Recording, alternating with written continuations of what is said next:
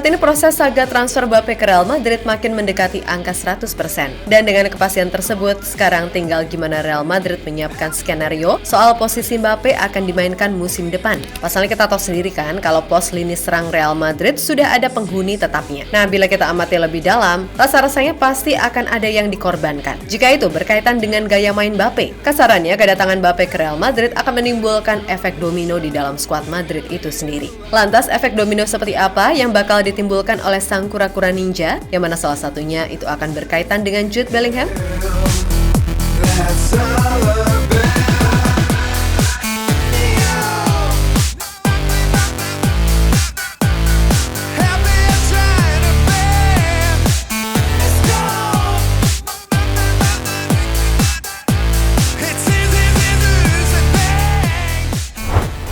Kedatangan Kylian Mbappe benar-benar bisa membuat segala situasi yang ada di Real Madrid berubah. Betul, kalau kehadirannya bakal membuat lini serang Madrid jadi lebih mengerikan, namun di satu sisi, pasti akan ada banyak perubahan yang membuat Carlo Ancelotti harus benar-benar bijak. Sebab kalau salah ambil keputusan, walah, bakal berabe urusannya. Nah, masalah pertama jelas soal Jude Bellingham. Kita semua tahu kalau musim ini, Ancelotti memainkan pola 4-3-1-2 demi memaksimalkan kemampuan Jude secara optimal. Hasilnya pun luar biasa, pemain Inggris tersebut sejauh ini mampu mengemas 20 gol dan 8 assist dari 29 pertandingan. Nah, di satu sisi, kita tahu kan kalau Mbappe ini lebih nyaman dengan skema 4-3-3 dan bisa aja Ancelotti kembali memainkan pola tersebut dengan trio Vini, Mbappe, dan Rodrigo di depan. Hanya saja, bila bermain dengan sistem 4-3-3, maka otomatis peran Jude Bellingham kini gak akan lagi jadi trequartista modern yang lihai mencetak gol. Intinya, Jude akan kembali ke pos dan peran naturalnya sebagai gelandang nomor 8 dan itu pastinya juga akan mengorbankan posisi Valverde atau Camavinga, sebab posisi nomor 6 udah pasti milik Tchouaméni.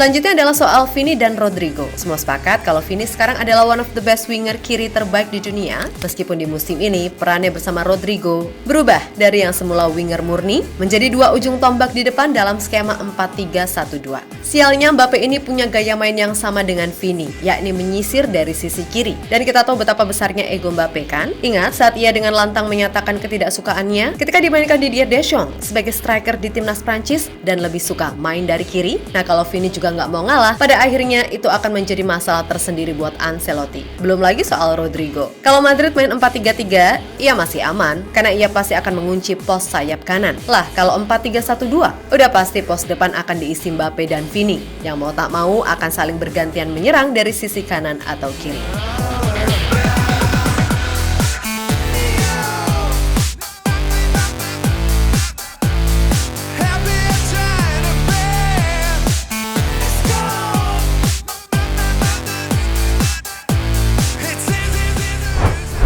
Nah, belum selesai soal urusan mereka. Gimana nasib Brahim Diaz, Arda Güler, hingga Joselu? Brahim kita tahu sendiri ia nyaris gak pernah mengecewakan saat dimainkan, meskipun hanya beberapa menit. Dan jika Mbappe datang, pasti ia akan jadi lebih sulit buat main. Lalu apa kabar dengan posisi Arda Güler dan Joselu? Walah, tambah suram kali ya. Belum ada Mbappe aja kedua pemain itu sudah jarang dimainkan. Gimana nanti ada Mbappe? Ya udah, camat-camat deh. Khusus buat Arda Güler, meskipun opsi peminjaman adalah hal yang paling masuk akal, selain ia bisa mendapatkan menit bermain, itu juga berguna buat dirinya mengembalikan performanya lagi pasca cedera yang cukup lama sejak awal musim. Sedangkan untuk Joselu yang masa peminjamannya akan habis musim panas nanti, bisa dipastikan ia tidak akan dipermanenkan seiring dengan kedatangan Mbappe. Toh juga di musim-musim mendatang, Madrid ini juga sudah punya calon striker tengah masa depan, Endrick Felipe. Sehingga dilihat secara umur dan koleksi golnya, pilihan untuk melepas Joselu realistis bagi Los Merengues musim depan. Sesimpel itu.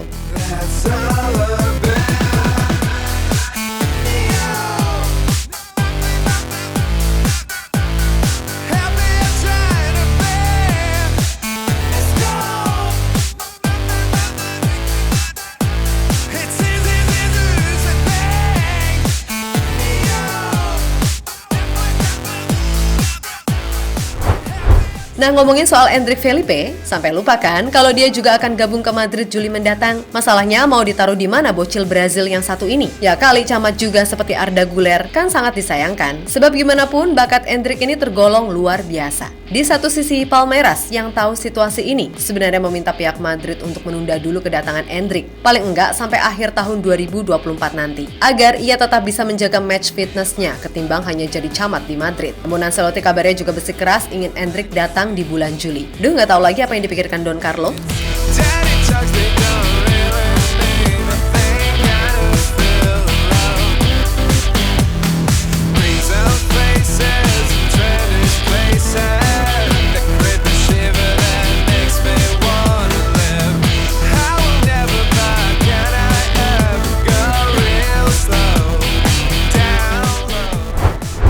Ya, pada akhirnya itulah gambaran yang mungkin terjadi bila Mbappe datang ke Real Madrid. Ancelotti akan pusing dan Jude Bellingham 99% akan dikorbankan perannya. Gak cuma Jude, Vini, Rodrigo, Brahim Diaz, Arda Güler, Joselu, Camavinga, Valverde, hingga Endrick Felipe juga secara tak langsung bakal terkena efek domino dari saga transfer ini. So, kalau menurut kalian fans Madrid yang budiman, gimana nih tentang sikon yang bakal terjadi? Tulis ya di kolom komentar.